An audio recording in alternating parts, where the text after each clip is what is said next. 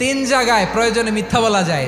এক নাম্বার, আপনার ওয়াইফকে খুশি করার জন্য, সে একটু এরকম না বলে একটু কৌশল করে বললে খুশি হবে, ওটা বলা যায়। দুই নাম্বার, জীবন মরণের ব্যাপার, জান বাঁচানোর জন্য একটু কৌশল করে ঘুরিয়ে বললেন, এটা জায়েজ। তিন নাম্বার, দুইজন ঝগড়া লাগছে তাদেরকে মিলিয়ে দেওয়ার জন্য কৌশল করে একটু মিথ্যা বলা, ঘুরিয়ে বলা যায়। দুইজনের মধ্যে দেখলেন যে সম্পর্ক খারাপ, একজনরে বললেন, ভাই সে তো ওই দিন আপনার ব্যাপারে অনেক প্রশংসা। কি আমার ব্যাপারে প্রশংসা? কি বললো? এই বললো আপনি নাকি এই করছেন ওই করছেন, অনেক প্রশংসা। লোকটার মন খুশি হয়ে যাবে তার ব্যাপারে, ঠিক কিনা?